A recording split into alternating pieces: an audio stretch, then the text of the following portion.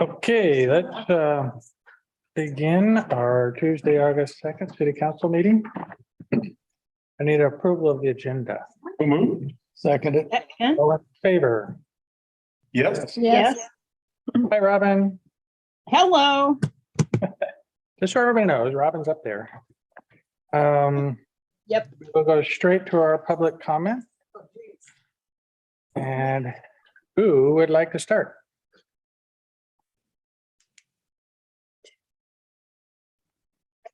Okay.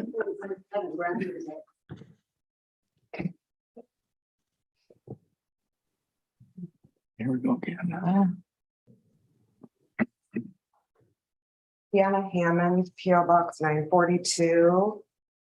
Thank you for having me here this evening and allowing me the time to speak. I'm not going to talk about the prepared food test.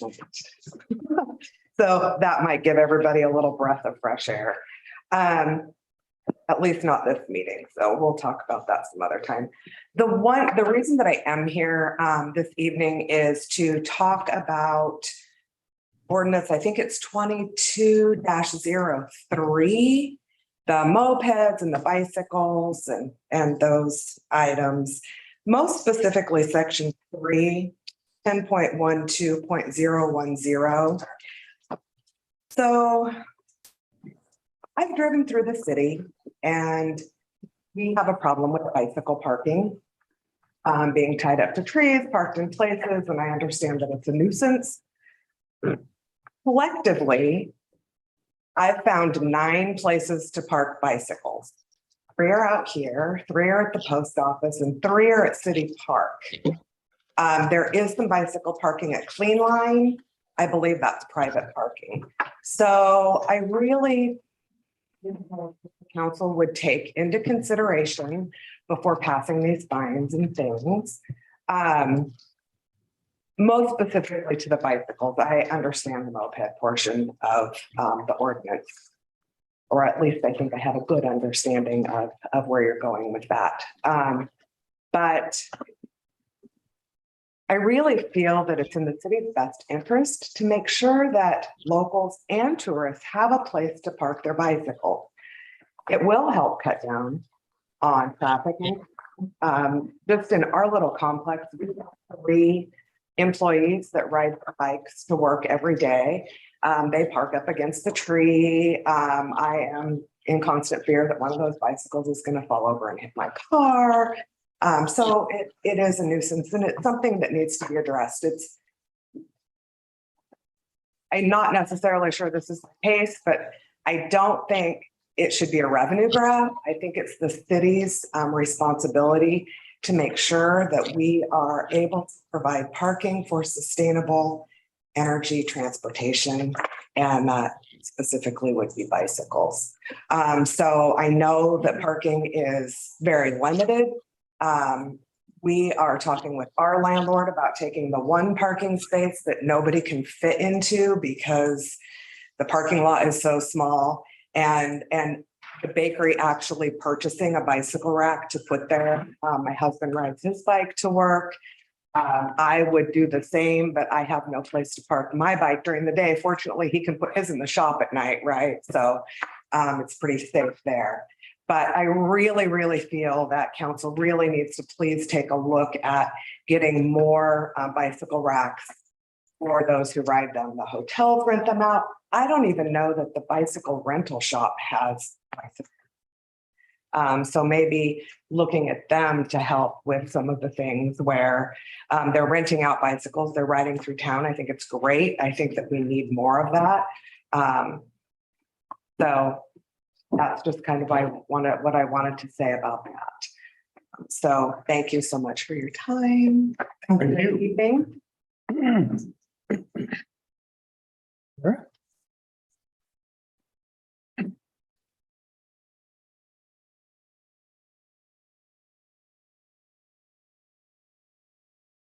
Batia, PO Box 1426, Cannon Beach. I'm here to follow up on the Corgi Joy. Corgi Heaven. It was Corgi Heaven this weekend. But I was involved with the Oregon Humane Society and the Portland Corgi group, and I was with DART at the volunteering at the booth. And what I noticed, okay, so there was 1,011 people that came to register. There was 512 corgis, plus all the ones that didn't register, which, and then 65 non-corgis. And anyway, so then I was just kind of paying attention because I'm like, love to be Miss Hostess to people when they're coming, and especially when they have wonderful dogs like that. So garbage cans and buckets and chairs and dumpsters and porta potties. I went up to walk up the sand up there onto the street that you live on, Sam. That's a schlep. And, you know, if somebody had to go to the bathroom and there are 2 porta potties, so there's this huge line of bathrooms, and some of them look like they were suffering on their faces. You could see that they needed to go. And then, you know, you wonder about all those people on the beach and where they go, you know, how that's handled. Anyway, I thought about it anyway. And shade and water stations and what are they going to eat and food carts. I thought about, oh, wow, somebody could make a lot of money with a food cart if, you know, one of our restaurants, if they just took sandwiches. Anyway, so I was just, is a chamber involved? I have a lot of questions, and maybe this is not the place to ask questions, but I know a lot of the hotels take pets. The organizer said the parking was a nightmare, which we all know that is, but maybe for these events, we could come up with an alternative. Anyway, so that's all I had to say about it. And if somebody could answer those questions for me when it's appropriate, I would love that. And who would I talk to about that? It'd be great. Probably start with me. Start with you. Okay, great. Because I'm signed on for next year, big way. Okay. We had 1 dog bite on the ear. We had a abrasion on the leg. And somebody got lost but found. And the other thing I want to comment today is I read a letter, a couple letters about Bruce today, and I was very disturbed about it. It really just, I guess it just really upset me because it's like not kind. And, you know, we can all say our opinions and stuff, but it's not kind when we go into this kind of divisive way of being. And it really made me sick. I felt sick all day. Literally, it made me sick. Because I don't know how people behave or why they behave like that, but it just doesn't promote a better world. So, you know, I don't know the logistics of what he's paid, how much he should be paid, all of that kind of stuff. But I know that he's my neighbor, and I know that he's nice, and I know that he's doing a good job. I think he is. So if people don't think he is, I don't know where that's coming from. And the transparency is there. You guys, I don't know how much more transparent you can be. And I've been reading and reading.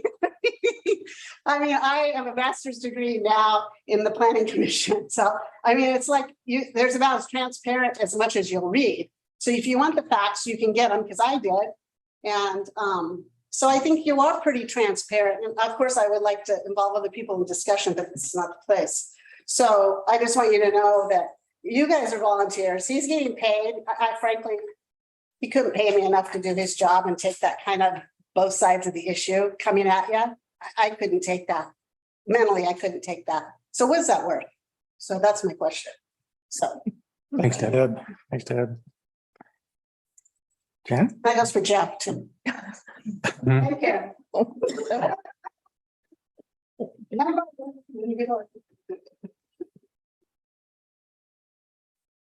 I'm Jan Seaver Warmond, and this letter is also from my husband, Wes Warmond, P.O. Box 778, Cannon Beach.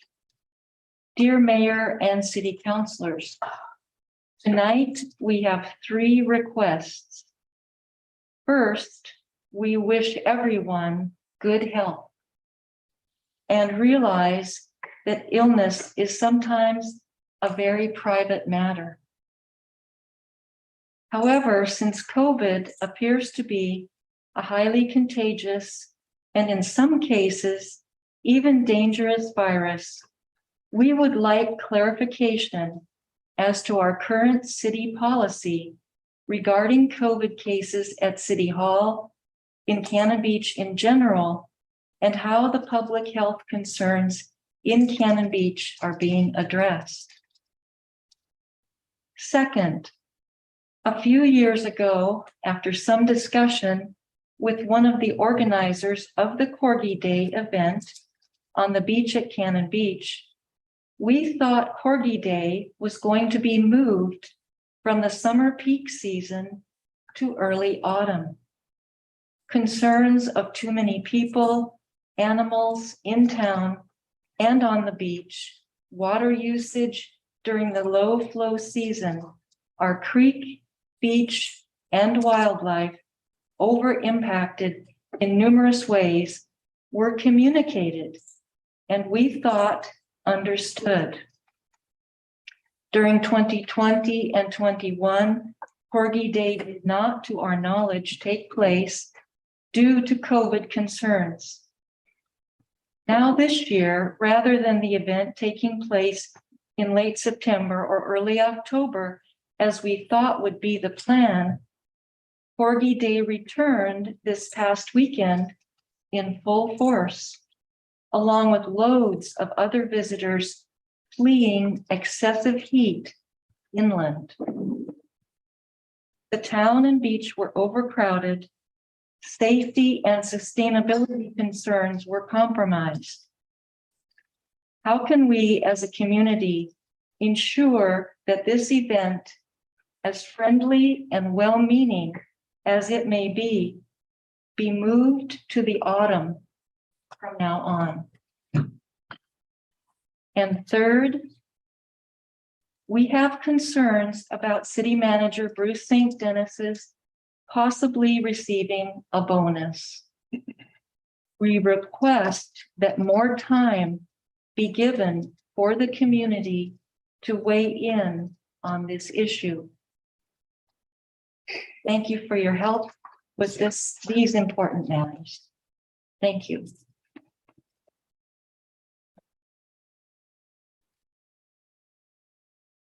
Anybody else in the audience? Do we have anybody online, Rusty, that might want to raise their hand? Jim Pano, yep. Great.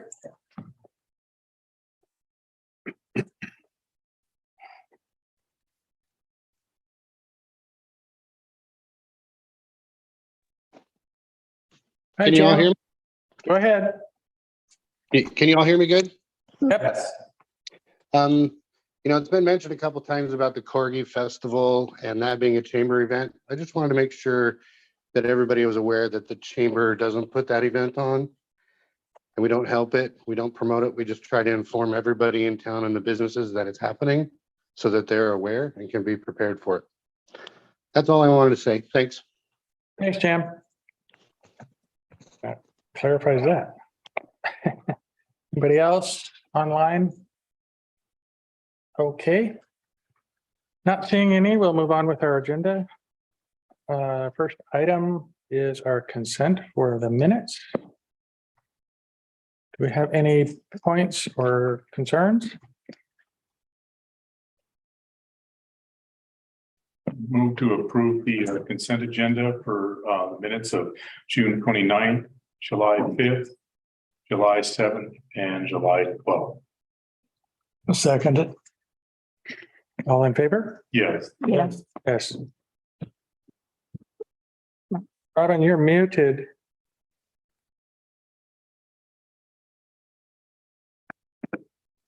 Oh, sorry. Yes, Okay, thank you. thank you.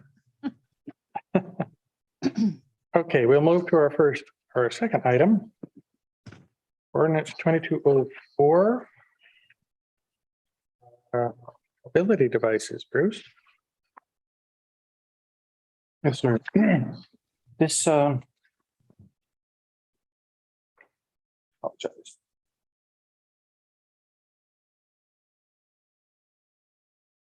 Or Jeff, I guess. Jeff's on this.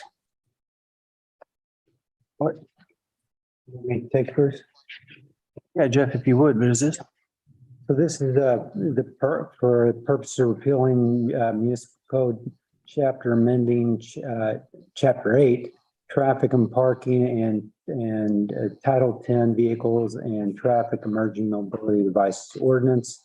I had brought you an original or the first draft back in July, on July 12th. We had the work session.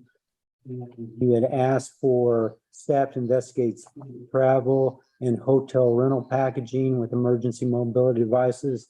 On those two items, my research found that the speed of travel would be more appropriately handled by policing. I think that's what Jason had also spoke about at the hearing. And so we just I took that out, anything kind of referencing speed in there, and we would just handle that through everything else that we do through speeding and signage through that. As there would be no way to administratively monitor potential speed of device prior to use, and that's how it was kind of difficult. I don't think we could enforce that. I mean, whether something goes up to a certain speed or not. So it doesn't appear that the current marketing of hotels and rental properties, I looked through all of the kind of major ones, property management, it's not really listed on their websites as any kind of emerging mobility device. You know, I think you guys have brought up possibly motorized bikes and stuff like that. I didn't see anything like that with any of that. And so I included language, however, in the ordinance and inserted that in the definitions, what I call packaged agreements. And that way we do have some language where we could, if somebody's including those and we don't want to see those as included as part of a rental packaging deal, we could enforce that. So, and then in this, the earlier testimony, you know, we're really not changing anything to do with parking with bicycles or those. If you look at the ordinance, it's only the inserted and underlined and struck language that is anything new. All we're doing is any of the things that that was spoken about, and that would just be enforcement issues. And you know, parking bikes on trees and like that, there is language that speaks to that in there, and operationally. So we have no amendments in that area except for the D section, which says operate a bicycle on a sidewalk, multi-use path or trail unless specifically posted for such purposes. So that was that one tweak I had from the earlier language. Any questions? Or You know, there was several years back, there was discussion about bike racks and the lack of sufficient number. As I recall, much discussion was our sidewalks are so narrow. There are few, if any, places that we could put one there without obstructing pedestrian traffic. And the other issue was where there is space, it's on private property, and it's up to the property owners to address that. And great point. we did get a few additional bike racks installed where there was sufficient room at public city-owned properties. We probably could use more with more emphasis going toward more bicycle riding.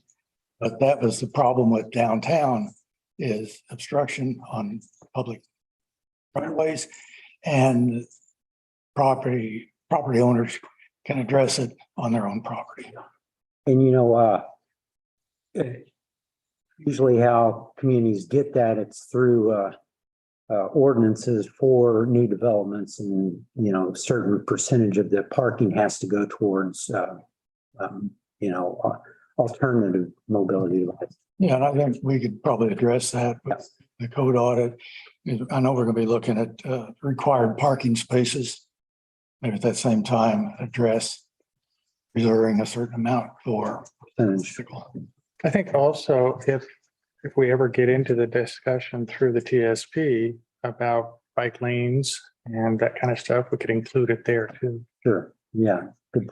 Another question that I read in a comment somewhere was about the ADA, access to ADA rental of a powered handicap wheelchair, probably. This doesn't really address that. Yeah. Okay, so that would be a potential if that came about. Sure. Okay. Are any of these mobility devices, including bikes, street legal? Oh, yeah. Yeah. I mean, I think that you're allowed to operate them on the street, you know, in streets. That's Jason's department. Anything that goes into traffic or things like that, that's all policing matters. So, but yeah, I would think that they are street. So somebody could be weaving in and out of traffic on an electric scooter, and that would be legal. I'll have to ask Jason on that. Yeah. I would think the weaving would be the problem. Yeah. That and the speed. That you can ride them if you follow traffic laws, just like a bike. Yeah, just like. One question I had was about the fines. And Jeff, are these fines that were in existence before? It doesn't Yeah. appear to have been changed. Yes, Rob, and I haven't changed anything to do with those violations or fines. Okay, because $25 is for skateboard, bicycle, or roller skates, non-motorized scooters. That doesn't sound like very much. Yeah, maybe we should look into that as part of the fee structures next time we do. I haven't even, and I hadn't even noticed that, honestly. And then the other thing had to do with violations and fines with cars and being impounded, $360 and plus $25 impound. I bet it's a lot higher these days for those sorts of things. Yes, Robin, I think there's a lot, hopefully that's also something else in the code audit. We look all the different sections that they put a lot of these things, these fees and everything, most modern or more up-to-date codes, they just reference a yearly adoption of a yearly fee schedule. And that's what most communities do now is at the first year. And so you don't actually list the fees in your ordinance. You just list that, whatever that fee schedule is. Yeah, that'd be a suggestion I would hope you could do. Yeah. To just take it out and change that. Yeah. Thank you. Yeah, thank you.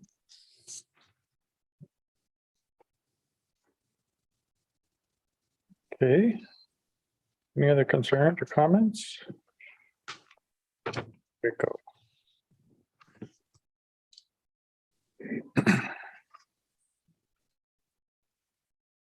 Okay, this is the ordinance, so we have our script we have to follow.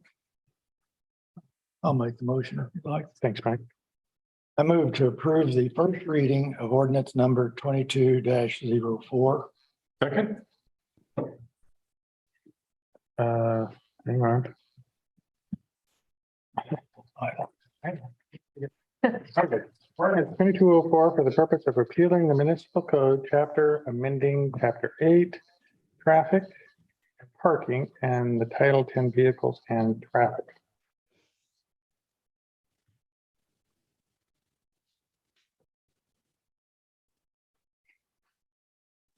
No discussion? No discussion? Okay, Do we want to do an amendment to correct the title? do you want to do that now? Yeah.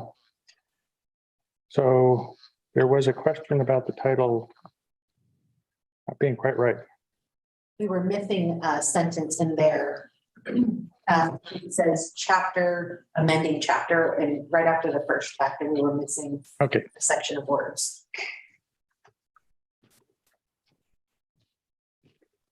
okay. Are you saying by title only? I think we need a motion to amend the ordinance as drafted. So a motion to amend title of ordinance 2204 to include 16 chapter moped rentals of title 5 business taxes, licenses, and regulations. So moved would do it.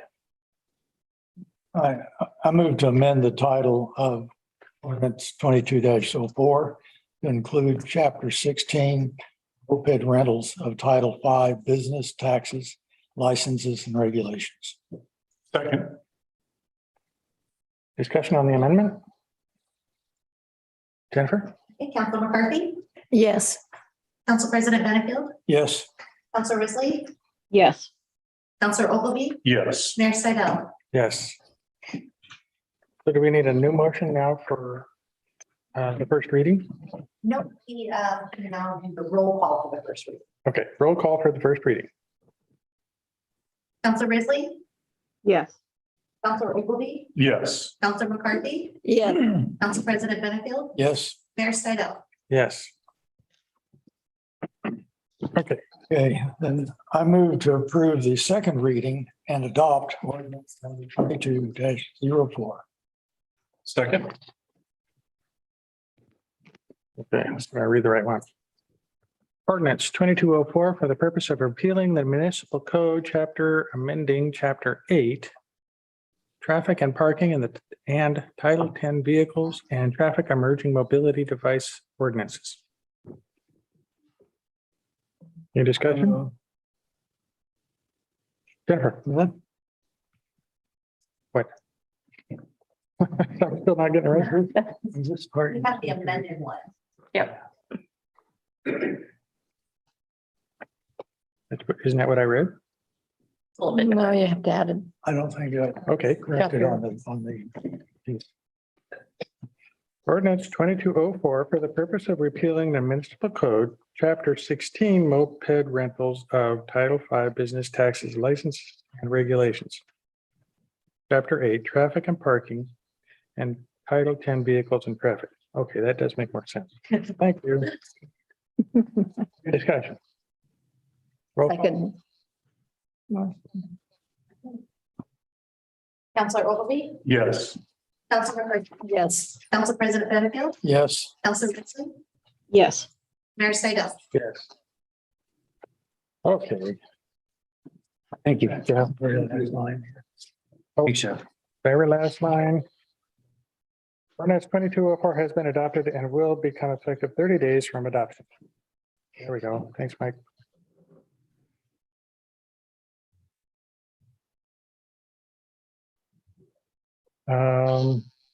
Next item. Find it. Ordinance 2205. Camping. So on this one, we have Emily, or There she is. on Zoom. Hello, Hello, Emily. Thank you. thank you. So here we have the actual draft of the camping code amendment. Based on the conversation at the last, I think it was a work session, there are a few edits that I want to draw your attention to. In Exhibit A, which is the actual camping code, section or chapter 12.20, there in section 12.20.020 subsection 2, we added some language there to include not just streets, but essentially everything within the right of way except for sidewalks, within the definition of right of way except for sidewalks, which are treated differently in subsection 3. Then we also expanded the distance in subsection 4 to, it was 20 feet. Someone suggested 40 feet of a privately owned parcel zoned for residential use, or 40 feet of any residential structure. And then we also added subsection 5 there to prohibit camping within 100 feet of any public or private school attended primarily by children under the age of 18. I think those are pretty much all of the changes that were made from the previous draft. So I don't think I need to run through everything else again, but I'm happy to answer questions if there are any. I had a comment to make. This is Robin, and it has to do with the park hours. And I am concerned that the Latinx soccer games go over probably the dusk piece of this. And so I was wondering if there was a way that we could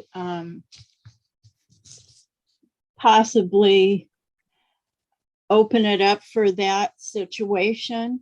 I'm very pleased because we have coffee with the counselors, and on the 15th of this month, we are going to have spokespeople from Latinx group here to talk to us. I think one of the big topics is soccer. And so I would hope we could leave this piece open for that discussion and to get it right. I believe it says unless they get a special permit, which we could certainly allow. Okay, and what about lighting? We've looked at lighting a great deal. There are a number of issues with poles, finding somebody that can install those. And the existing poles cannot take, there are some structures there, but we can't attach to those because they won't take the weight of the lights. And then getting power and things like that to that location. It would also require installation of poles along the field where the field would be. So the green space would not be as wide open as what it is now.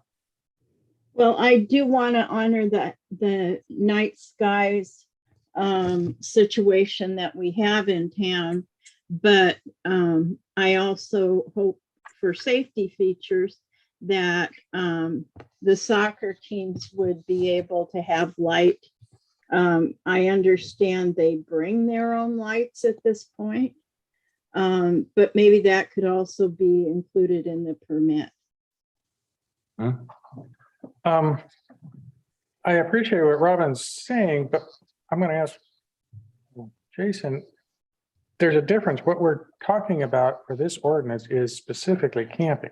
Yeah. So if somebody's playing soccer after 9 p.m., and there's enough light for them to do it however they want, they're not camping. So this doesn't really affect that. I think what Robin might be talking about is the hours of the restrooms. Is that correct, Robin? The hours of the what? The restrooms. No, I was Yes, just, okay. all parks shall be open only from dawn to dusk. Okay. Unless specifically authorized by city permit. It shall be unlawful for any person to be in the park at any other time.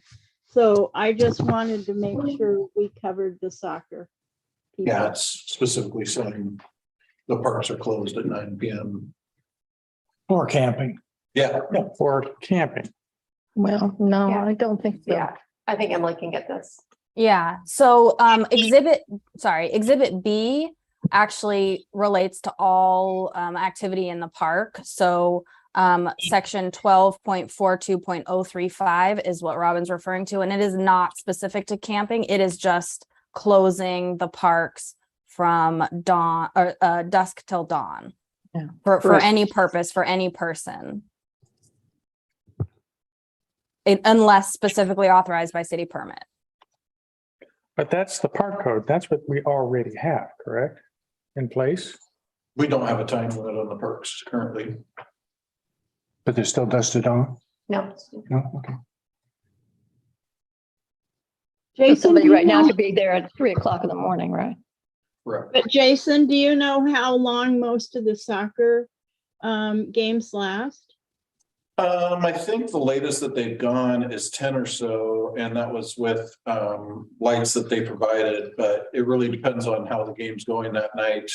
We had talked about the portable lights, similar to the ones that we got for the police department for accident scenes, that type of thing that they were gonna get that are battery operated. But normally, I think that they would go longer if they had the light. The only issue would be the noise that would create if we got complaints from the conference center, depending on how late they went.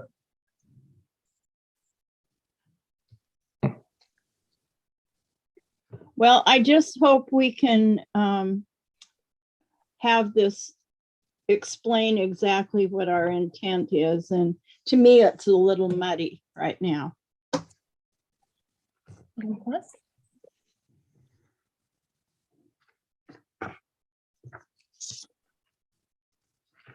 if we want to allow soccer.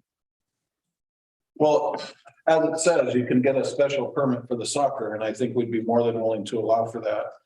I Okay, think the issue is just trying to keep people from being in the parks after hours. There's not a reason for them to be there when it's dark. In the middle of the night where we aren't able to be out and enforcing things. okay. Okay. Anybody else have anything else?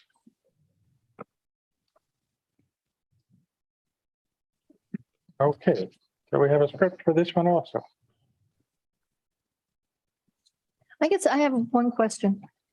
And that is, where can people camp? I mean, the question is basically for people who need shelter but can't find shelter because we don't have any shelter in town. That's basically the reason we're doing this. So I guess the question is, where can they camp? If they can't camp on public property, they can't camp within 40 feet of a residence, and they can only camp on sidewalks if sidewalks are wider than 3 feet or so. So where else can they camp? And do we have any shelter for people who need shelter that are? We do in our county. We don't in Cannon Beach. We have, we're readily available for running people to different areas, whether it's the Mission or the Helping Hands. When they had it at Seaside or even up in Astoria, and we have given people rides to those areas where we have those resources. We don't have that in Cannon Beach. So do we have any place then for them to camp? I'm not saying I want them to do that, but There certainly are areas we don't, as we talked about, I guess, last week or the last meeting. I mean, we don't have a list of places that you can camp. It's better to list out the restrictions of places that they can't, because that's something that we can enforce. I don't know, Emily, if you have anything on that. So, I mean, based on the text of the code, I would say that on sidewalks that provided that the person does not reduce the sidewalk width to less than 3 feet in any other zone besides a residential zone, that those areas would be open. Any other public property open to the public, outdoor public property open to the public that's not specifically restricted would be allowed. So I don't know precisely where in the city that would be. I think the tough thing is the other cities have battled is if you want us to advertise where there's places they can camp. no, I'm just, That's what I guess I'm avoid. kind of taking the, okay, so we've got this covered. Do we need to cover anything else? Or, you know, I'm kind of in that middle ground there because people need shelter and sometimes Sure. and if we don't have shelter, then what do they do? Well, yeah, there are places. It's just a fine line on what you want us to be advertising. Yeah.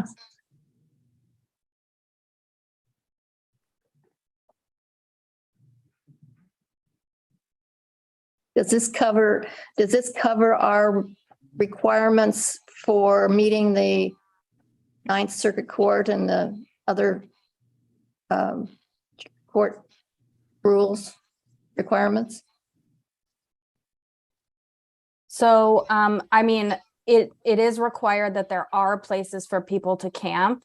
I don't recommend that you designate an area, but it's not like keeping it a secret. It's not, we can talk about where it would be allowed because it must be allowed on public property in the city limits. So I believe that there are areas that are where camping is permitted on public property outdoors in Cannon Beach under this code section. But I mean, that is definitely what we're talking about today and what we need to ensure happens, because otherwise this would not comport with the case law.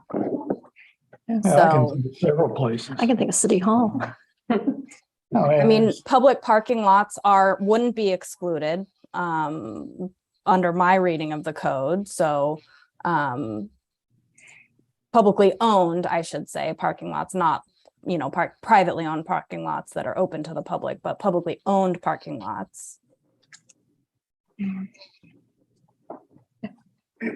There's Southwind.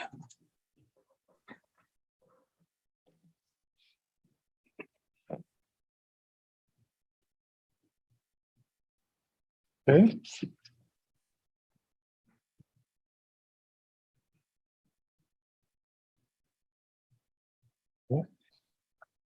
Not hearing further discussion, I move to approve the first reading of ordinance 22-05. Second. Ordinance 22-05, an ordinance amending the municipal code chapters 12.20 camping prohibited and 12.42 park code. Any discussion? Second. Been seconded. Jennifer. Council President Benefield, Yes. Councilor Risley, Yes. Councilor Ogilvy, Yes. Councilor McCarthy, Yes. Mayor Stidham. Yes. Unanimous, so we'll ask for another motion. I move to approve the second reading and adopt ordinance number 22-05. Second.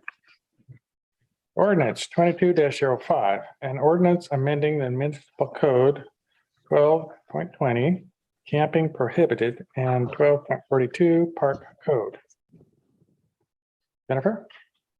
Councilor McCarthy, Yes. Council President Benefield, Yes. Councilor Risley, Yes.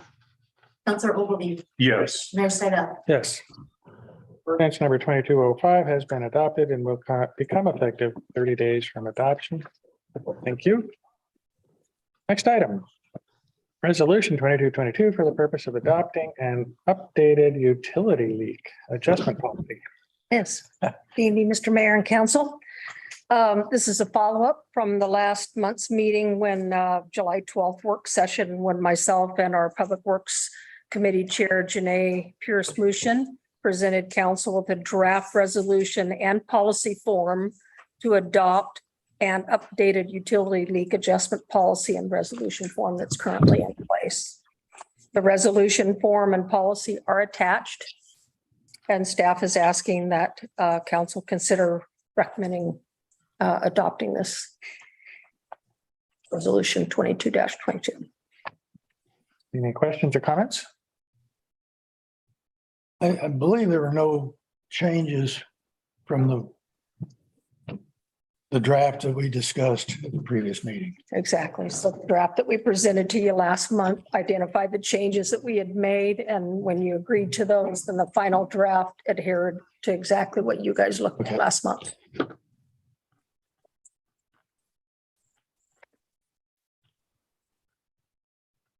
Okay. For a motion. To adopt resolution 2222 for the purpose of adopting an updated utility leak adjustment policy. Seconded. Councilor Risley, Yes. Councilor Ogilvy, Yes. Councilor McCarthy, Yes. Council President Benefield, Yes. Mayor Stidham. Yes. Thank you, Karen. Thank you. Next item. Consideration of Park and Community Services Community Grant Awards recommendations for 22-23. Bruce. Thank you, Mr. Mayor. The Parks and Community Services Committee recommendations for the community grant awards is included in your agenda material as attachment A. Prior to COVID, a community grant potluck was held. The grant recipients were invited to give a brief statement addressing their mission or objective and how the program makes a difference to the community. To be in line with health department guidelines, however, we're no longer offering a community potluck. The Parks Committee has selected a community grant ceremony with store purchase cupcakes, lemonade, and coffee. Applicants will be invited to attend and give a brief presentation as they have in the past. The event will be at Chamber Hall, and the committee selected three date options in September. Chamber Hall was booked for two of them, which left September 29th at 6 o'clock. The appropriate motion, if your suggested motions, is I move to adopt 2023 community grant awards as presented. Or you could, if you wish to make changes, you could do it with the following changes. And we have several members of that committee here. Comments or questions?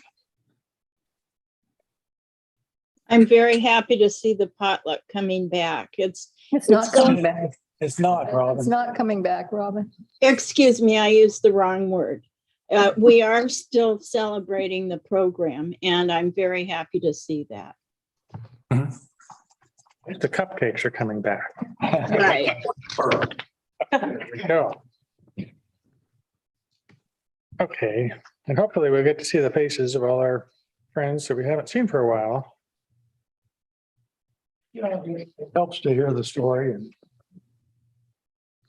put what we have in front of us to a place and hear a personal response to that. So I am glad we're going to have an opportunity, even if we're not going to have a great potluck anymore.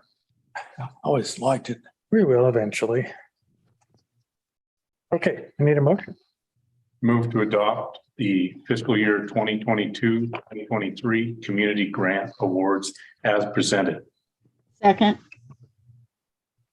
Jennifer. Counselor Ogilvy, Yes. Counselor McCarthy, Yes. Council President Benefield, Yes. Counselor Grizzly, Yes. Mayor Seidel. Yes. Okay. Thank you to the committee for all your work on that one. Tourism and Arts Commission, Tourism and Arts Funding Grant Award Program. Bruce. Thank you again, Mr. Mayor. The June 27th, 2022 meeting of the Tourism and Arts Commission, they are also known as TAC. TAC completed its review and recommendations for the FY 22-23 Tourism and Arts Fund Grant Awards. In the FY 21-22 cycle, money was returned to the city if the event was canceled or significantly modified. From budget impacts, the funding for these grants is the source for the funding is the transient room tax in Cannon Beach. 70% of the 1% lodging tax increase was effective July 1st, 2010. The budgeted amount for 22-23 is $481,000. The total grant application for the 22-23 is $313,318, leaving $189,187 to be applied to the reserve there, which will become the beginning fund balance for next year. Any questions or comments? Need a motion. Move to adopt the fiscal year 2022-2023 Tourism and Arts Fund Grant Awards as presented. Second. Jennifer. Council President Benefield, Yes. Counselor Grizzly, Yes. Counselor Ogilvy, Yes. Counselor McCarthy, Yes. Mayor Seidel. Yes. And thank you for all the TAC committee members for all their hard work. Okay, next item. Warren Mutual Aid Agreement. Rick on? There he is. Rick on. Thank you, Mayor and Council. Good evening. On July 12th work session, we talked about the Oregon Wastewater Agency Response Network or Warren Mutual Aid Agreement, and we request that you guys support to participate in the state agreement. Any questions or comments?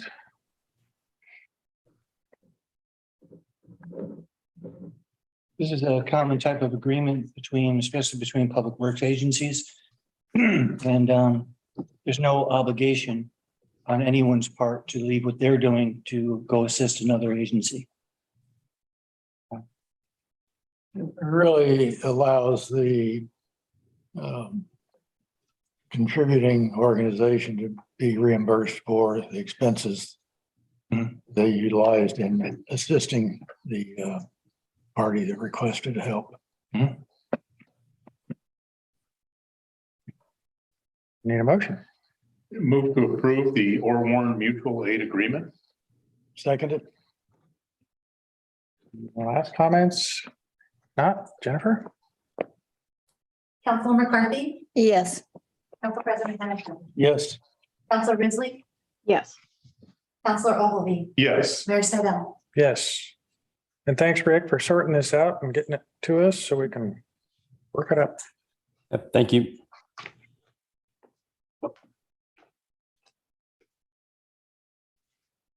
Where'd it go? Lost where I was at. We're gonna talk mushrooms. Yeah. I eat mushrooms. Obviously, this is an Ashley thing, so. I can't find it, so Mayor Seidel, I can take it from here. So I have our next two agenda items. So Ashley Driscoll, City Attorney's Office. And the first one, we're going to talk about ballot measure 109. I pronounce it psilocybin. I believe that's correct, but I'm not 100% sure. She's obviously not a sixties girl.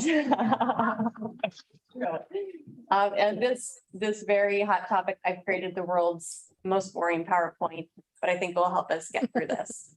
So almost every jurisdiction in the state is going through a meeting similar to this. And so I've gone through a couple, I figured out through these meetings that there isn't a lot of baseline knowledge about this program. So I'm going to start off just talking about what it is. So we're talking about psilocybin, which is mushrooms. So in 2020, Oregon voters approved psilocybin services being offered in Oregon. Psilocybin. Nancy says psilocybin. I'll go with that one. So I'm going to first talk about what the program is. It's a naturally occurring psychedelic. It's been traditionally used for spiritual, ceremonial, and other purposes. Some of the benefits include helping with depression, anxiety, trauma, and addiction. And what I have heard through many of these conversations is that one of the big users or proponents of psilocybin is people suffering from PTSD, that it has significant health benefits for those individuals. So starting in January of 2023, it is going to be an option in Oregon. So next slide. So OHA developed a program. So what is the program that they adopted? Those of you who are around during the marijuana talks of 2015, you're going to find this incredibly familiar. Essentially what they did is they took the marijuana regulations and they made some changes, but structurally it's very similar to how marijuana is regulated, and this options for local governments are very much the same too. So the psilocybin services, what are they? They refer to the preparation, administration, and integrated session provided by a licensed facilitator. Go back, yeah. So in essence, psilocybin products are consumed, must be cultivated and produced by a licensed manufacturer, and may only be provided to a client by a licensed service center during an administrative session. So I put a pamphlet in front of the council, and I'd like to link to it for everybody at home. There's nothing I like more than a good infograph. So, and I think OHA put together a nice one here. I'm going to start at the bottom. So how do psilocybin products get to a service center? Again, very similar to the marijuana program. Psilocybin products are cultivated, produced, and are processed by a licensed manufacturer. So in order to legally produce psilocybin in Oregon, you have to have a license from OHA, and then you, in the facility's license, you can produce psilocybin, and then it is all tracked, very similar to the marijuana tracking system. So from the manufacturer, the products are then tested by a licensed testing laboratory. Again, the lab must be accredited by the Oregon Environmental Laboratory Accreditation Program. The tests or results are entered into the product tracking system. Again, I think the emphasis is that it's not everybody in their backyard growing this, that it has to be within one of these licensed facilities and then tracked. So the products are then sold or transferred from a licensed manufacturer to a licensed service center. And again, this is tracked in the product tracking system. So licensed service centers, I think, are the least understood component of this. So at a licensed service center, the people who have the service centers are the licensed facilitators, and they must go through a training program. I believe it's 12 or 18 weeks. It's not like they're necessarily have to be a medical professional, but they do have to have a license. And then the last part of this is that how does a client access psilocybin services? So they go into one of these centers. The client meets with the licensed facilitator for a preparation session. Then they have an administrative session. The client consumes the product at the service center and begins their session with the licensed facilitator. So you go to the service center, you take the product, and then while the product is in the system, your system, you stay at the service center. So it's not like, this is how it's different from marijuana. You don't take it and go home and do it on your own, or you don't take it and then leave immediately. The idea is to stay at the service center. At the end, you can have, the client can take an optional session to follow up with a licensed facilitator and learn about additional peer support and other resources. So that is from OHA. That's an overview of the system. Again, I should have started out by saying that, as Nancy pointed out, I'm not an expert on this. I know enough to guide us through. The other thing is that there's still just a lot of unknowns. For instance, OHA has not completed their rulemaking on how these facilities are going to be regulated. But let's get back to the presentation. So now the question is, what is local government's role in this system? And again, this is going to look, if we can move forward, it's going to look very similar to how we handled marijuana. So there's 4 different types of licenses that are issued by OHA. There's manufacturer, which is a production, laboratory, which is testing, facilitator, which is essentially the service, the server, and then the service center licenses. So there's 4 different types of licenses. We're really going to talk about 2 licenses or 2 types of facilities today, which are the production and the service center licenses. You move forward. So the government's role. So under the law, again, very similar to marijuana, a local jurisdiction can decide to prohibit licensed manufacturers or service centers from within the jurisdiction. So we can make the council make a decision that we do not want licensed manufacturers or service centers to locate in Cannon Beach. However, in order to facilitate that prohibition, we have to adopt an ordinance and then refer it to the voters in November, and they have to approve the ban. So if we want to ban these facilities, just like marijuana, we have to refer it to the voters, and the voters have to approve it.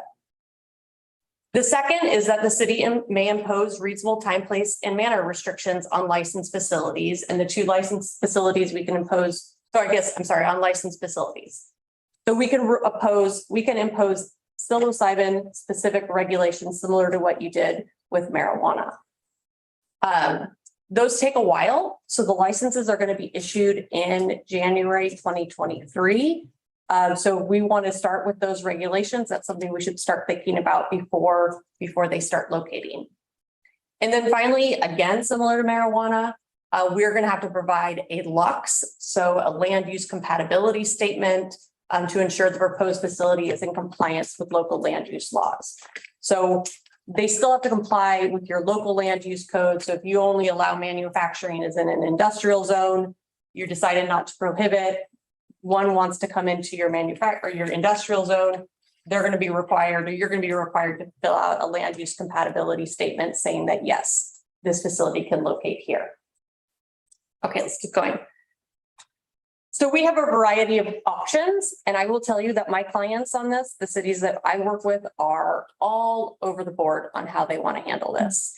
And a lot of it is that this was passed by voters. So in some jurisdictions have come to the conclusion that the voters have spoken on this, and it is now legal in Oregon.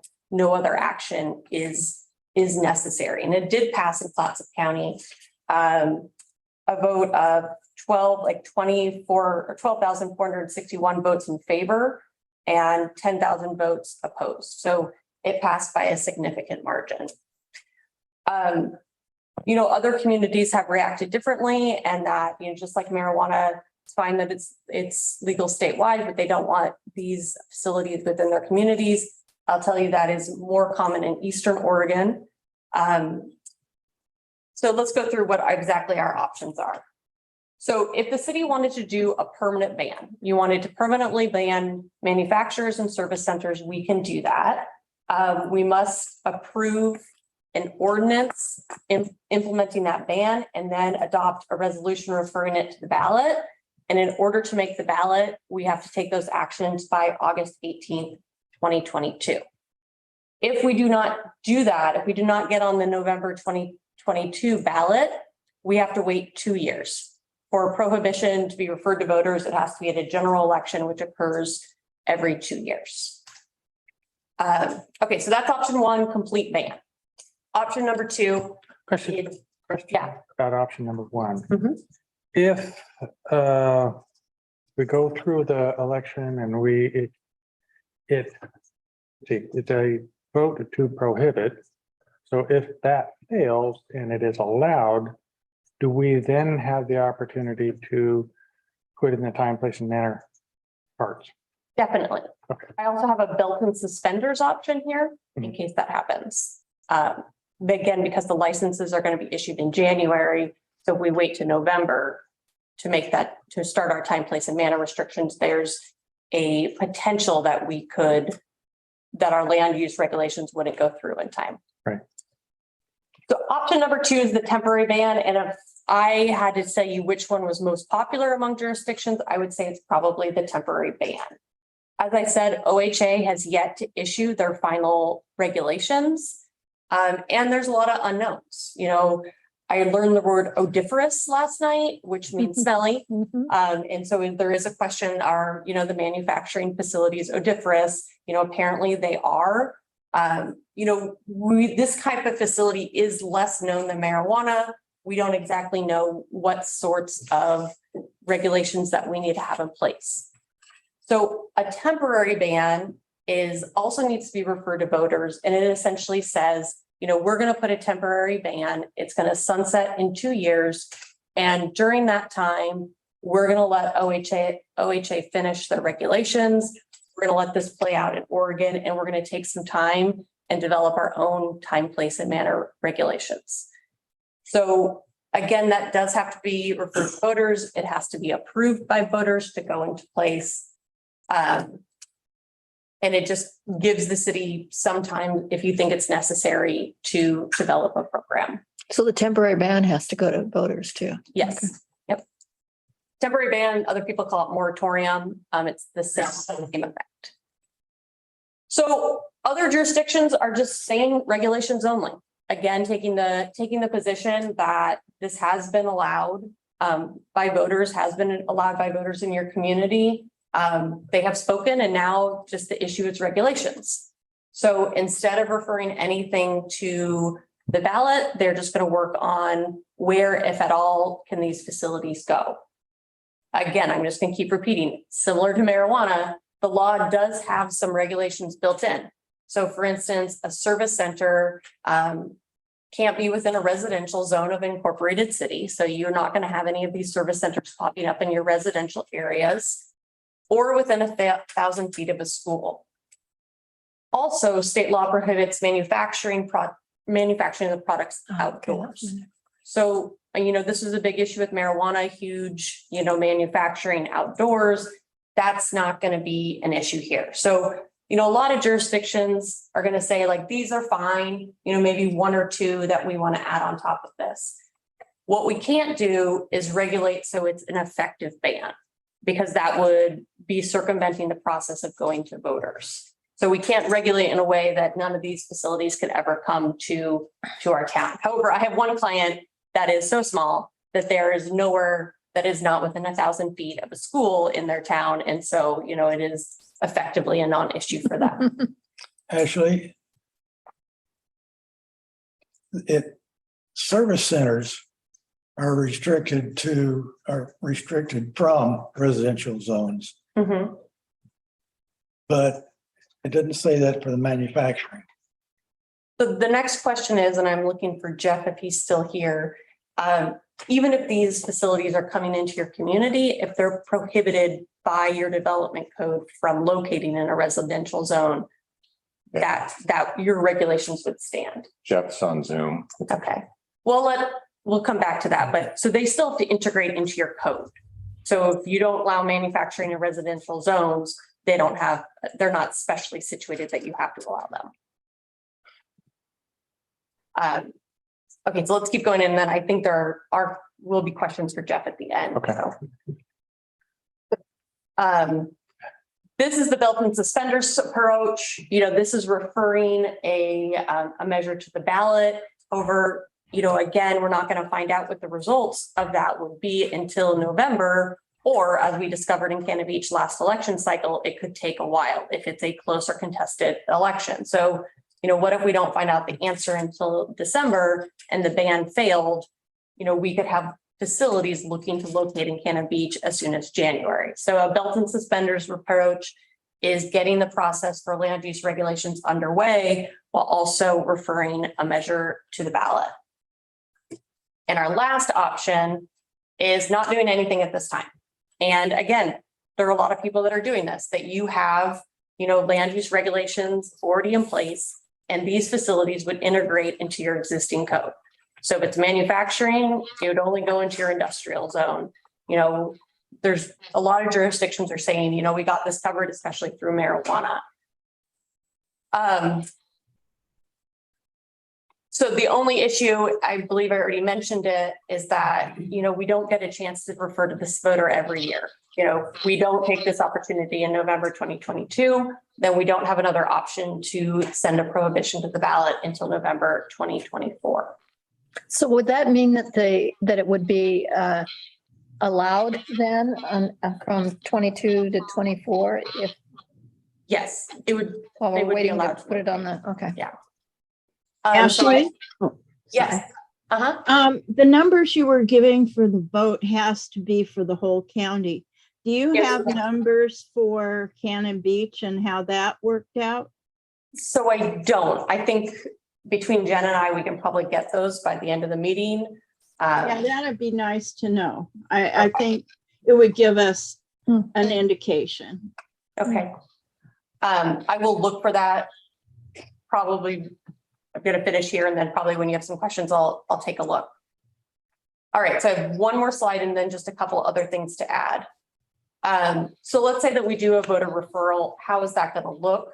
As I said, both a temporary and a permanent ban must be adopted in an ordinance. And this is again specific to how these laws are drafted. So you have to adopt an ordinance, and once it passes, then refer it to voters via a resolution. So I talked to Jen and Bruce about how exactly we wanted to do this, because our next council meeting is 7 days from today. And for an ordinance, we need to post an ordinance 7 days before the council meeting.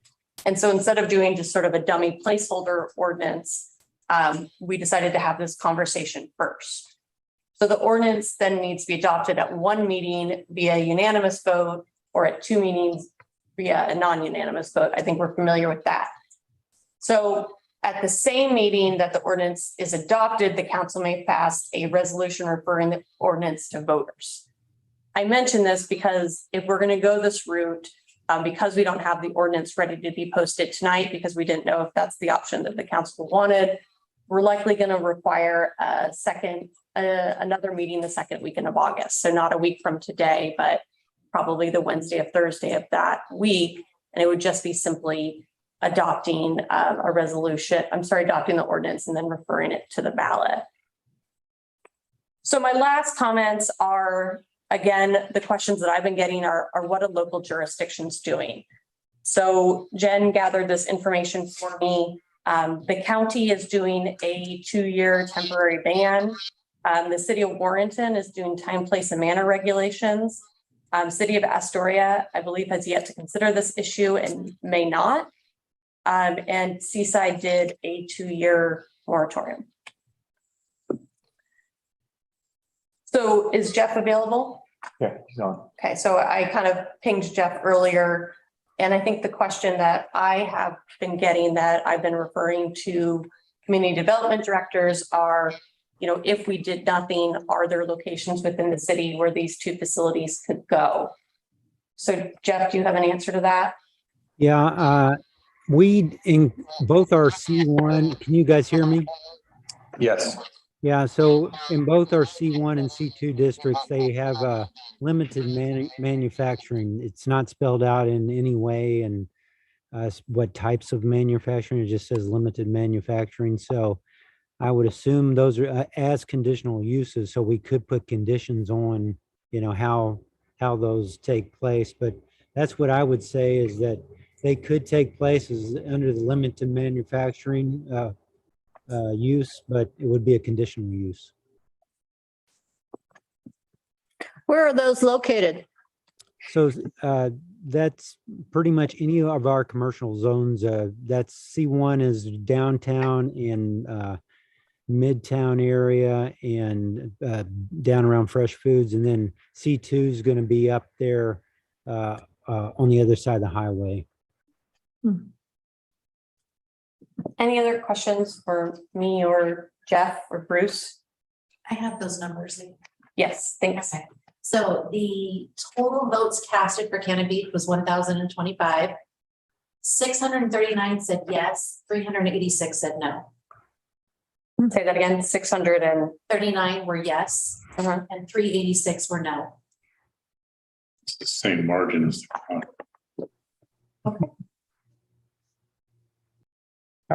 Not quite. So any questions I will try to answer. Well, does anybody have preferences on one of the options? I'm kind of, oh, go ahead. Of my preference is to do nothing. Same here. Robin? Well, I was leaning towards the number 2 one, where you would refer the measure to the ballot and temporarily prohibit manufacturer service center for 2 years. Go over again.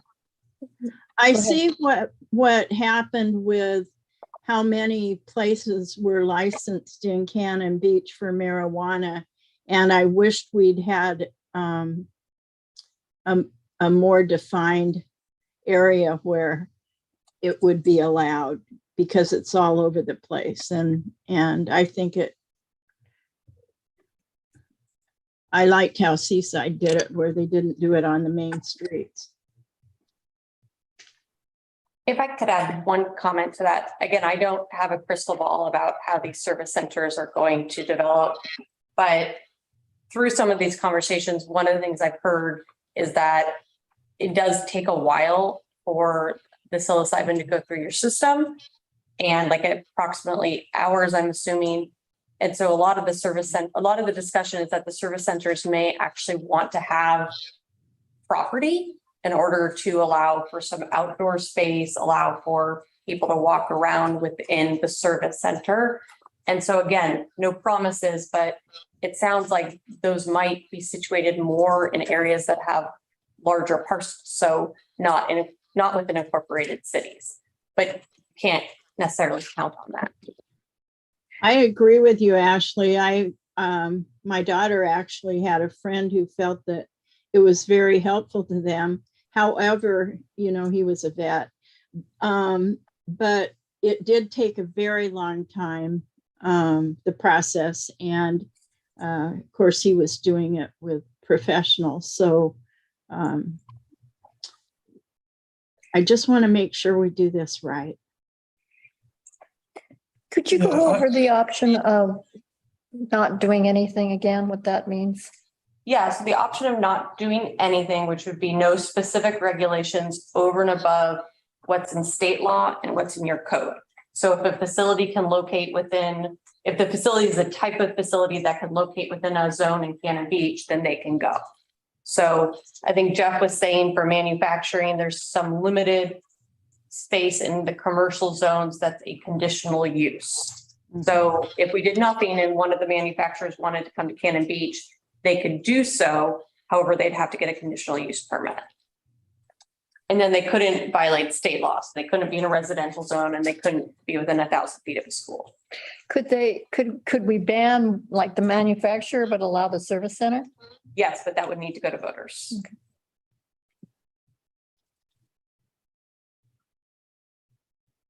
Yeah, maybe we'd be wasting time to take this to the voters. And I won't refer to the marijuana, but same thing there. The voters again approved it. And this is a pretty heavy margin in favor of this. And I'm uncomfortable banning something that we don't have a specific reason or knowledge or facts saying why it should be banned. It becomes just a personal preference. It seems like there's enough of that going on. And it's already by state law restricted neighborhoods, residential areas. I think your point on a service center, is a good valid point. This isn't going to be just in somebody's back office. You're going to be doing this and then turning people loose. So I guess I'm with Brandon on that. It's my preference either do nothing, but still, as we look at our ordinances and our code audit and so forth, there may be still an opportunity to clarify the manufacturing in C1 and C2 without totally restricting the, and maybe it's not even necessary. If we have, it'd still be a conditional use and there'd be all the discussion and the fact finding and so forth at that point. So, and I guess the other thing, I just think of the workload and the burden of trying to get this ordinance out and on the ballot and then the protests. It seemed hardly worth the fight when I don't think any of us have an example that this is what's going to happen and it's really bad. I'm still of the opinion just to do nothing. I have a little bit of a different take, and I might have misunderstood some things that happened historically with marijuana. My concern, if we do nothing, is that I don't know if the voters, when they voted marijuana in, thought we would have 5 marijuana shops. And if we can actually have something in the commercial area, I don't know if that's necessarily, an appropriate use or an appropriate business to be next to, for example. So I would think, I guess I'm suggesting that if council has an idea of how they want this to go, it might be worth it to go ahead and say, this is how we believe we would want it set up, as opposed to going to a default position. So I think Bruce is saying time, place, and a minimum time, place, and manner. My initial concern or preference was the temporary ban so that everybody else, the state, the county, the health department, those folks were able to get all their ducks in a row. That would give us 2 years to figure out what everybody else is doing, and then we could kick it in and make it fit better. But I also agree that staying ahead of the game and doing as little extra work as possible makes sense to a point. The problem for me with not doing anything at this time is that we're taking a gamble about whether somebody's going to throw up a psilocybin shop in the middle of downtown. I think it's a legitimate gamble because I don't believe this has the same energy that marijuana had. I think this is more of a clinical kind of thing that people are going to search out where that it will benefit them in a clinic type situation. That said, I could be all wrong, and that's where the gamble part comes in. I do think that if we jumped right into time, place, and manner, we could literally tweak the state restrictions upon ours from what we've learned from marijuana. So I kind of agree with Bruce that I think working on the time, place, and manner in the next few months, get that sorted out before January might make sense. But no prohibition, so no vote. Yeah, I'm leaning that way right now. One thing that I don't know is what it smells like.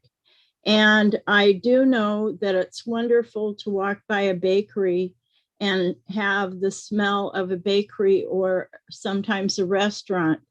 However, I don't think that would complement if it's a bad smell. And Ashley, you might be able to say one way or the other, but it might not be able to complement the environment we want to have downtown. Yeah, nothing smells better than fried onion rings. Jeez. Oh, yeah, Bruce thinks that's true. I don't. So I'm not able to answer that on multiple levels. One is that I don't have a sense of smell. And second, I mean, I've heard that it's odoriferous. That is not science speaking when I say that. Well, that would be the manufacturing. It wouldn't be the service center. Would not be the service center. Right. So I kind of go along with Nancy on having the service center and not the manufacturing. Well, I don't know. We can do that though. So we can do that. We just have to refer it to voters. Right. And if that's the council's direction, we'll make it happen. Yeah, in terms of the workload on our end about getting it out, it likely will require another meeting just because of the notice requirements. But the documents are pretty standard. I could produce them in 20 minutes. It's the same ones that almost all of the jurisdictions are using. So that, in terms of like just getting the documents produced is very little work. It will require an additional meeting. And I don't think that the council would be taking a position, so there's no work in developing and putting information out regarding the ballot question.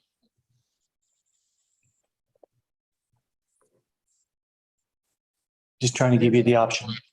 I agree, we need to do something on the time, place, and manner. Maybe tweaking our current zoning to address that. But I don't think we need to go ballot measure to do that. And I think we can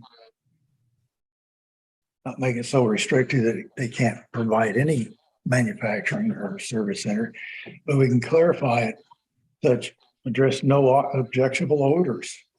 That's even one of the issues with marijuana, as you recall. And we do that without, I think, wasting time going to the ballot, only to have it defeated, and then we got to come back and do this anyway. So I don't know, I guess I see a picture of these mushrooms. It's the first time I've ever seen one. But I just feel like we're asking for a 2-year delay, basically, and see what everybody else does. And going to the ballot, and maybe it'll pass, maybe it won't. My concern is you put it on the ballot and with that kind of a margin, and just like with marijuana, it went to the ballot and it lost. I think the same thing would happen. And then we're right back where we are right now, trying to scramble and put together time, place, and manner. But if we just start doing that right now, I think we will be prepared for whatever maybe the county decides or Seaside decides. So, and I think marijuana shops are stupid, but one's already gone out of business. Those on 26 have gone out of business, several of them. And I don't know, Jason, do you get complaints about the marijuana shops? And Not anymore. yeah. So, and this is something that's not a recreational drug. It's something it's like going to the clinic and getting help. And a big part of it's help for our veterans and other first responders that suffer from PTSD, very traumatic situations. And we're here not knowing very much, and saying, we don't want to allow that in our community. And I'm just thinking, where's the example? What is our basis that we don't know? I'd rather take a more proactive position and have our ordinance in place that says, if this is going to be done, this is where it can be done. And this is where it can't be done. And be just upfront about that, rather than just kicking a can down the road, waiting 2 years and do this thing all over again with a different council. I think that's very well stated, Mike. So let me just try and paraphrase. Are you okay with time, place and manner? Try and get that worked up? Oh, yeah. Okay. Yeah. To me, that's a do nothing, but maybe it's not do nothing. It's do nothing in regard to going to voters, Yeah. but addressing our current zoning laws. Robin, is that okay with time, place and manner?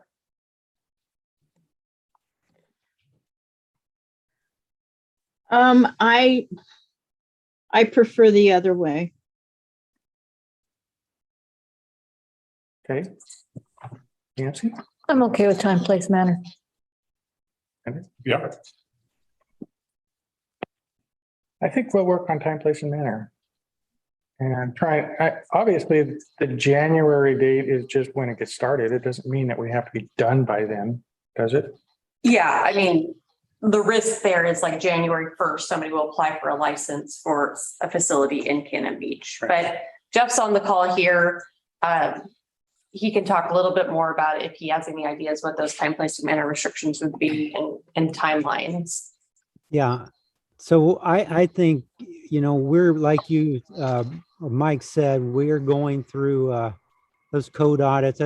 I think I could offer, a couple pretty quick scenarios to solve what I think most people are concerned with. And so I really don't think it's going to be too much of a headache. And I like whenever you throw something to the Jeff that it's do nothing policy. Let's keep that.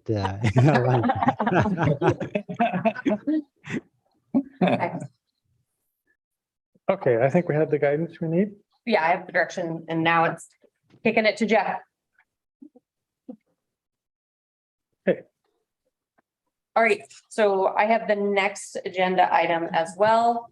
And this is the city manager retention bonus. So I'm going to give a little history of this issue, and then I'm going to turn it over to Councilor Ogilvy to share his perspective and fill in some of the details. So as I think the council is aware, and I think the citizens are aware, we are in a special circumstance in Cannon Beach. We have two enormous projects moving forward. The Cannon Beach Elementary Rejuvenation Project and the City Hall Police Station Project, that together are projects costing over $25 million. So those projects are in addition to all of the other work that is going on at City Hall, and they require an enormous amount of time and effort by your key people, specifically Bruce. And this came up in a manner at the conclusion of his annual evaluations for 2021. At the end of the evaluation, Bruce made a request for changes to his employment contract and specifically noted that because of the extraordinary responsibilities that he has as the city manager managing the regular city business in these two projects, that he's unable or finds it difficult to take time off to use his leave and asked for specifically adjustments to his leave bank. The council then delegated authority to Councilor Ogilvy and to me to work with St. Dennis, to work with Bruce to reach an agreement on potential changes to his contract to address these issues. Through conversations about this issue, a couple other things came up. So, these projects are enormous projects for the city, and the city has made a decision not to hire any professional project manager to manage those projects and instead ask Bruce to do that. This is, some cities have project managers, others don't. With two big projects like this going on separate timelines, a city may consider doing that, and the cost for those professional management services would be at around $100,000. So the city is experiencing some cost savings by not having to go down that path. And then the other questions that came up where, hey, like we have these enormous projects going on, what would it be like if Bruce left during the pendency of these projects? What sort of impact would that have on the city? What sort of impact would that have on the city? And can we incentivize or ensure that Bruce stays with the city through the end of those projects? And of course, in the background on that is just about every city in the state of Oregon is recruiting a new city manager, including almost all of the cities in Clatsop County are currently recruiting a city manager. So those are some of the factors that Councilor Ogilvie and I were looking at and talking about with Bruce. And so the proposal that we have worked out with Bruce is different than what he initially proposed to the city. So it's a one-time retention bonus of 20% of his current salary payable at the end of 2.5 years. So it's not an annual retention bonus for this year. It's not for next year. It's essentially for approximately 2.5 years to incentivize Bruce to stay through the pendency of those projects. And I'll go through the conditions, but it's not payable if those projects aren't complete. So we agreed that it would be payable on December 1st, 2024, if he's still employed with the city and those two projects are in substantial completion. And substantial completion is a formal step in the construction project where the project engineer typically issues a formal statement saying that the project is near its end and it's when we begin to pay final payments to the contractors. So it's a third-party determination of where we are in the project. If the projects are not substantially complete at that time, the council can delay the payment if the reason that they're not complete was within Bruce's control. If the projects don't go forward in the next 1.5 years, by December 2023, the city would not owe any bonus. After December 2023, if the projects are discontinued for any reason outside Bruce's control, the city would still owe him the bonus. The idea is that by that point, a substantial amount of the work has been put in for no fault of, for no reason that Bruce had anything to do with. The city decides not to go forward with those projects. That it would, in all fairness, put in the work that he would earn that bonus on December 1st, 2024, or whenever those projects are suspended or abandoned. It's abundantly clear, but I put it in here. The agreement is not a guarantee of employment. If something happens during the next couple of years, the city could part ways with Bruce and there would be no bonus owed. Or, if Bruce takes an offer of another employment somewhere else, he would be free to do that. So those are the high level overview of, how we got, where we started, where we went, and the proposal in front of you. So Councilor Ogilvie, do you have anything to add? No, I just think that, and I'm speaking for myself only, is that I think because this is a different agreement than was initially proposed, that it's more of an upside for the city. And as you had mentioned, the cost savings for a project manager, I think, are a real incentive for the city. And on a personal note, I'd just like to express my support for the job that Bruce has been doing. And I am in support of this retention bonus. And I believe you said it very well in that what is involved. And beyond that, I think we just need to have a discussion about it.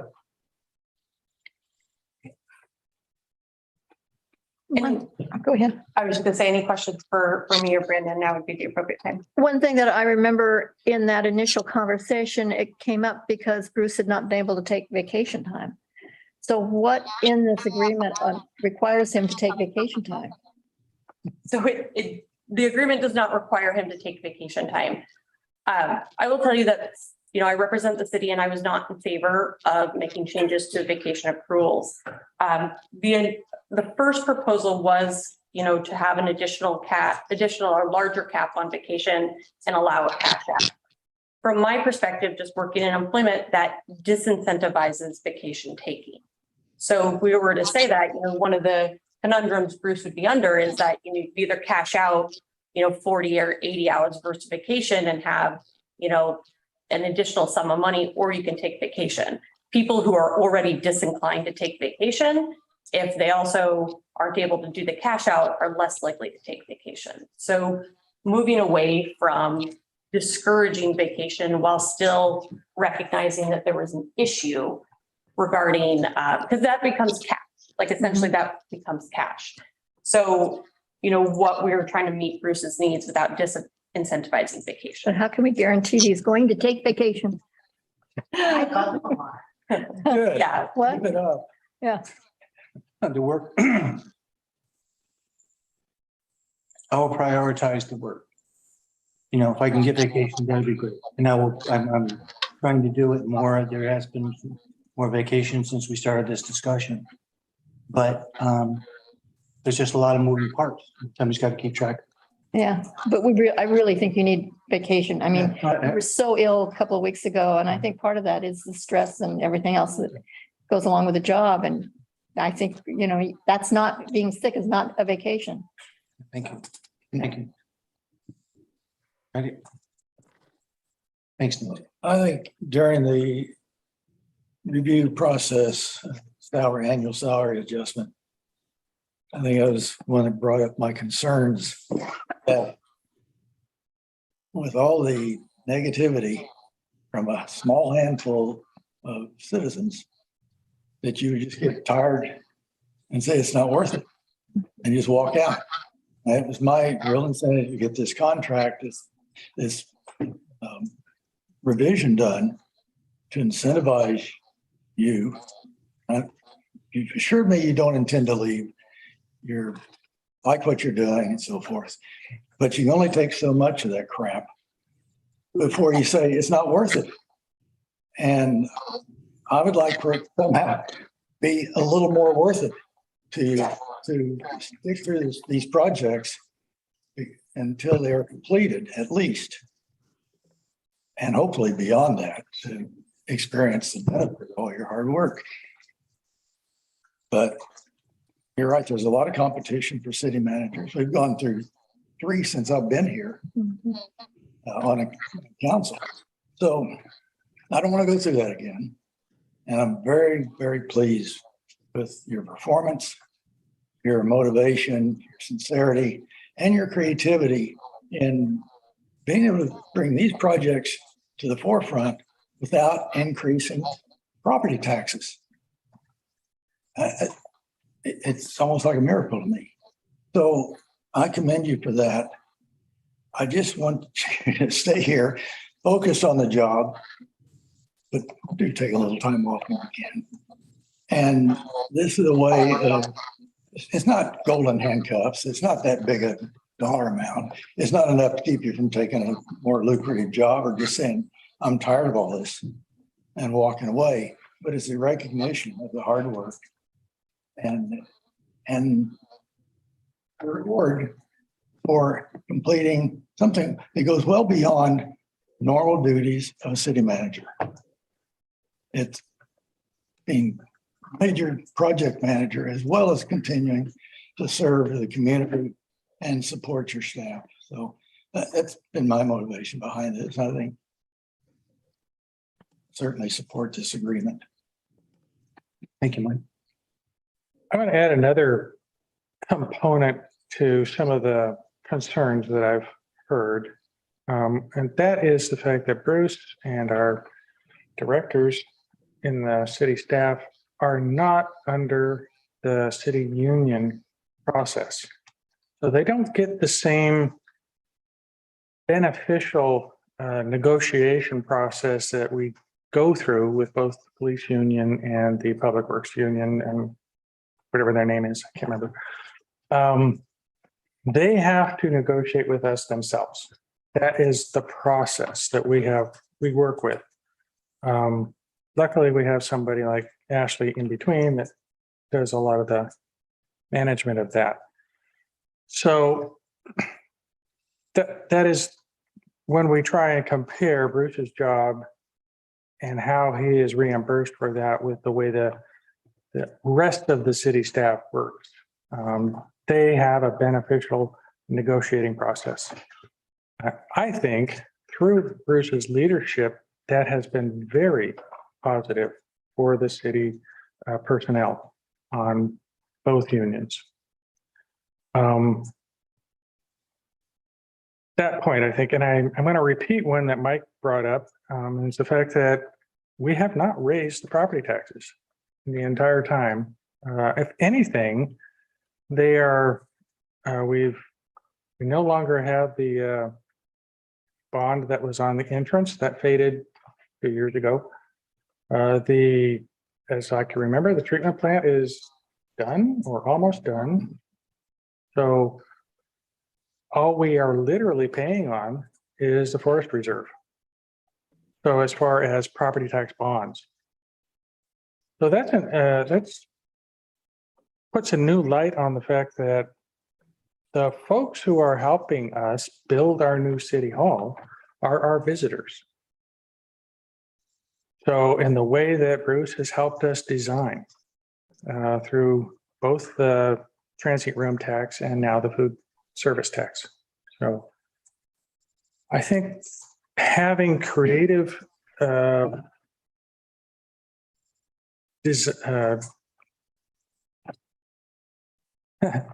know the term for it, but having a way to somebody coming in that can help us be creative with how we have our revenues, revenue stream. However that came about, it might work. So there we go. And I think it's well worth having a consistent leadership management process through our two big projects that we are, as a city council, trying to focus on. Actually, three, when we talk about the public works plumbing. The plumbing. And plumbing. Quite literally. City plumbing, right. So. Thank you, Sam. Well, it's really our fault because when Bruce got hired, we all said, okay, now we want you to work. We want to get some of these projects done that have been sitting around for years and years and years. And they're underway. And as everybody pointed out, underway without an increase in property taxes. So that's quite the accomplishment nowadays. And one comment from you, which is that you wanted these things done before you left off. That's true. I leave office In 2 years. in 2 years, 2.5 years. So, yeah. I committed to that.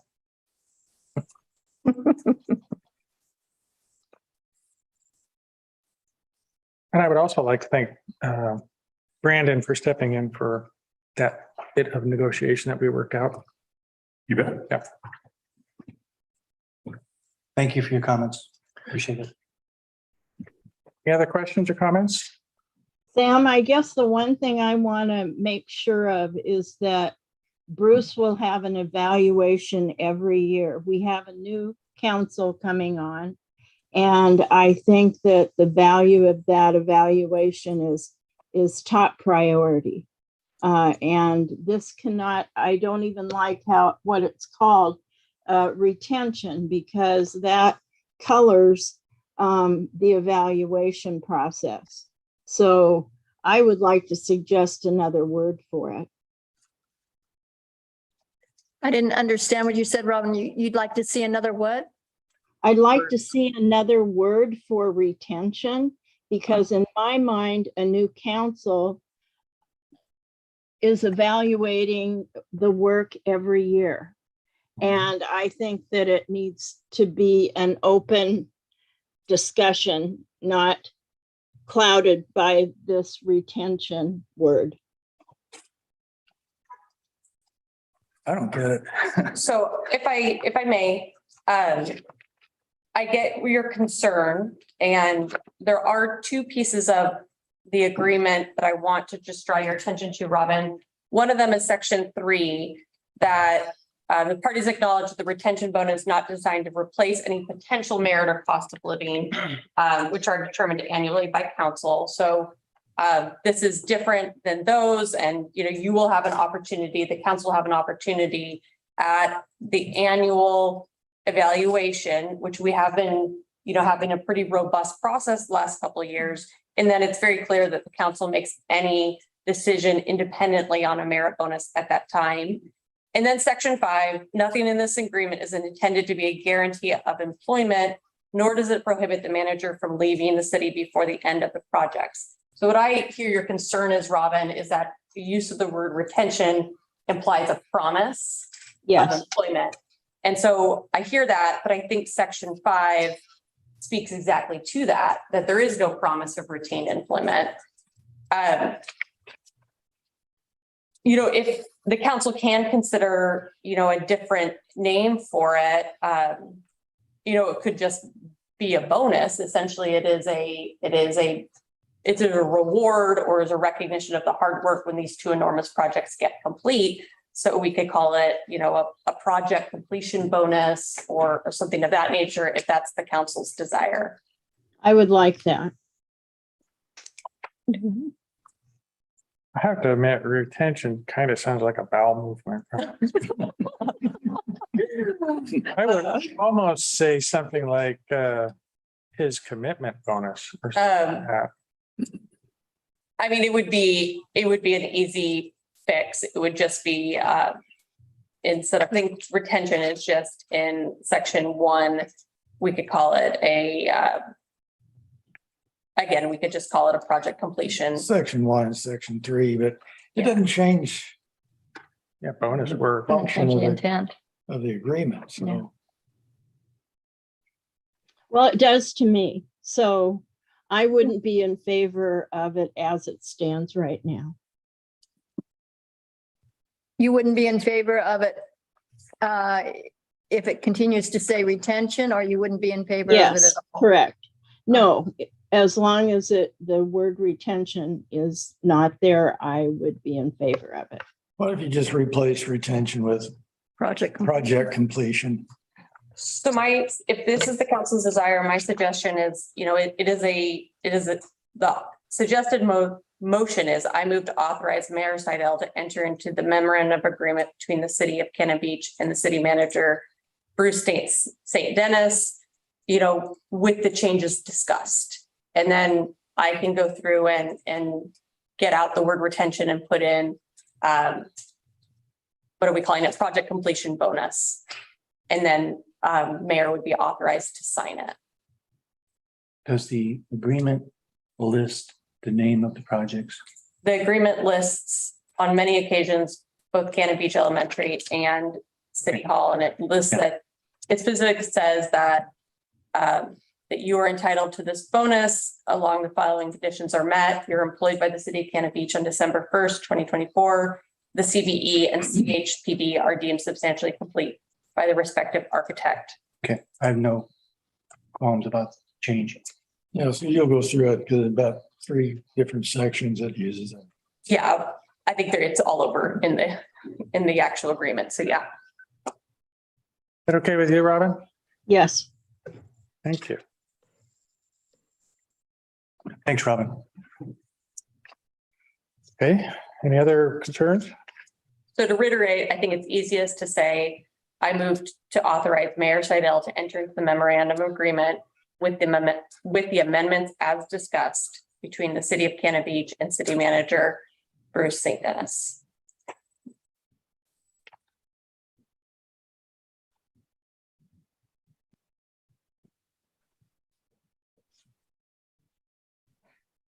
And I think a so moved would be fine too. So moved. Second. Okay. Jennifer, you got that? Yep. Okay. Okay. Go ahead. Counselor Risley, Yes. Counselor Ogilvy, Yes. Counselor McCarthy, Yes. Council President Benefield, Yes. Mayor Seidel. Yes. Thank you very much. Thank you all. Yeah. It's been a good boost. Again. Any good of the order from the council? I think that we need, I don't know who's in charge of corgis. They are. I got it. I got an email from someone in town asking me if I had the phone number for the person in charge of corgis, and frankly, no, I don't. But I think Jan has a good point that I thought the Corgi Day was supposed to be in the fall as well. This was a terrible time to do the Corgi Day, even though people enjoyed themselves. There were a lot of people, I think, that didn't enjoy themselves because there were so many people and corgis in town. Did they have a permit? It's all on the, they had a permit for that. Not a special event permit. Not a city. No, There's the state parks. It's state parks, Yeah, There really is very little that we can regulate. but yeah, could we work, we could make a request. yeah, I was just wondering, could we work with state parks and say, we have a preference to not hold major events during the summer? That they kind of go with us on that? You know, if we could talk to our National State Park people and just say, hey, don't make those permits. Would that include all events or just events after a particular date? Well, I'm thinking Sandcastle. true. But we could figure, Sandcastle has always kind of fit in that weird zone where we're not quite in summer yet. We are, but we're not quite. Yeah. 4th of July is usually always, to me, the start of hard summer here. And it usually went till Labor Day, but that's been extended for whatever reason. No, I'm just thinking a little bit of partnership with state parks, because that was that is an example of the fact that they can permit something that has to go through us. Not the permit process, but the fact that the physical event has to be in our city.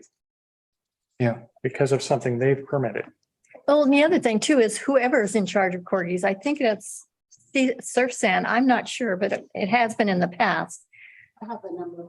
Somebody needs to coordinate, at least notify the city that this is happening and coordinate some of the various things like the garbage and the food and the porta potties and so forth. I don't know how much coordination went on, but I tell you, there were a lot of complaints that I received about it. So there needs to be a lot more coordination. Well, Robin has a corgi, let her Yeah. contact the corgi. Well, to tell you the truth, if they had 516, like Deb was saying, Yeah. I think they would have more fun if it were closer towards an off season. Yeah. Because it looked really great on the news, and I've been in Portland for 9 days straight, so I haven't been able to be down and see that. But it sounds like, I mean, it's tough to get a parking place, period, now.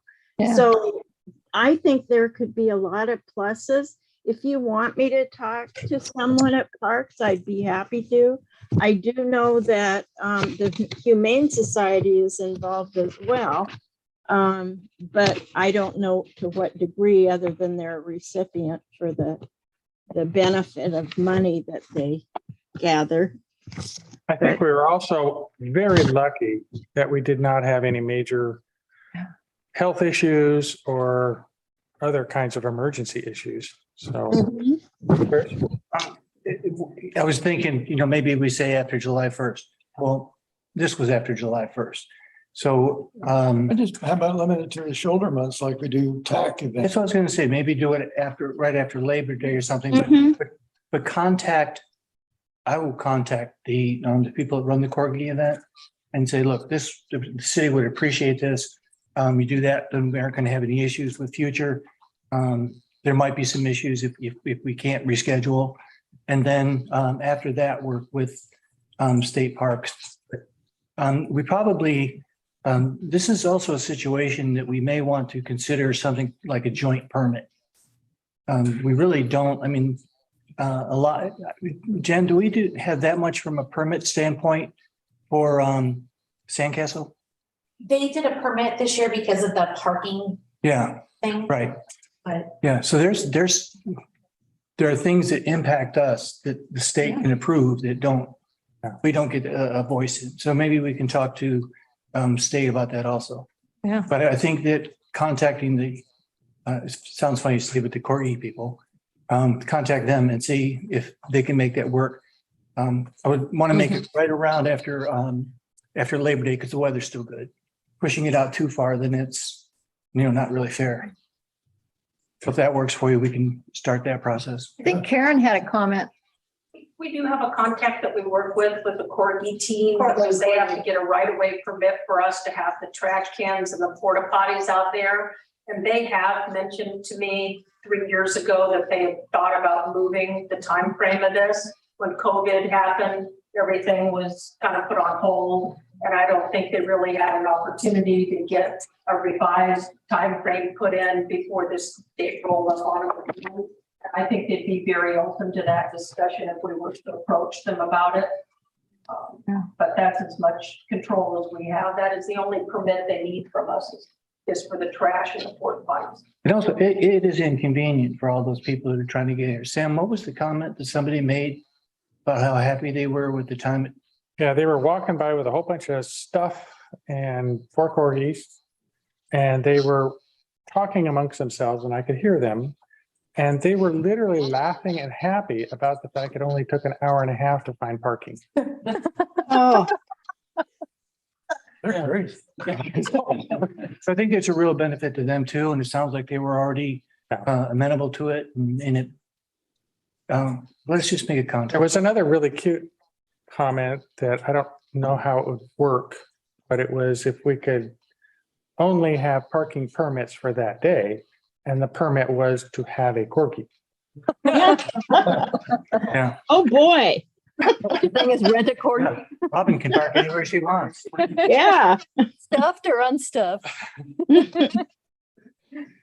I have the contact for Portland Corgi and the Oregon Humane Society that I can send to you. Great, And I thank you. talked to them this weekend, so. Okay, good. They're very nice people. Yeah. They have to be, they have corgis. Yeah, Yeah. exactly. Okay, anything else for good of the order? Or communications? Bruce? Just want to say we started the process of interviewing architects and we did 2 interviews today. And we are optimistic because we had 2 really good interviews. We have 3 more on Thursday. And we'll probably, based on what our short list is, we'll be doing interview checks Friday and Monday. And then start negotiations. We tend to not get to you folks until we actually have a contract. But it's looking good in terms of the firms that are. And this is for the school, right? No. Oh, it's for the City Hall. for the City Hall. Okay. Yeah. Being all confused. Okay. Yeah, and then Jen, what's the date we received the RFPs?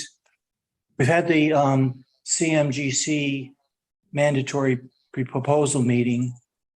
And so it's usually 2 weeks, 3 weeks after that is the 12th, I think. Yeah. Well, we go out for bid on the CMGC for City Hall on the 12th. So real quick, I have the schedules. Anyway, it looks like the last thing that is on the schedule is the CMGC for City Hall. And we were talking today that that's like mid-October. Okay. And then from then, it's like a lot of work can get done. And I want to have a discussion with you on next Tuesday about when information is presented to, what groups. And so we want to talk about that to make sure it works for council. So schedule will be on, because the nature of the work is changing now. Because you're doing programming and comments, they can change week to week. These things are going to take months, like a month before you see something new because it takes so much time. So want to make sure it works when we get there. Thank you. I also would like to remind everybody that Jennifer has set us up with the next code audit meeting on the September 7th. And that should be the time when their consultants are presenting their take on all of the information they've gathered from us.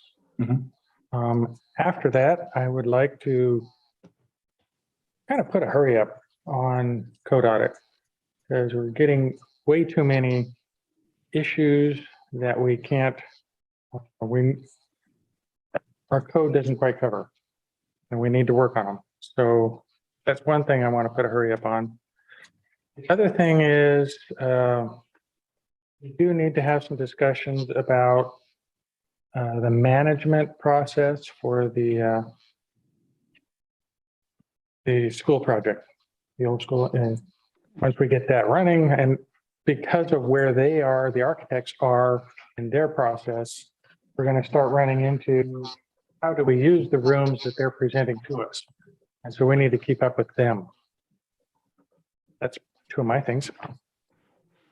But just, this is just an interesting anecdote. There's one guy who is a structural engineer that was on the team for both of the people that we talked to today, or both of the firms.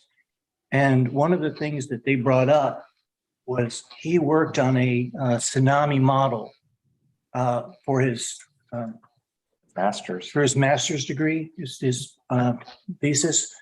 And it was on our facility in that location back there.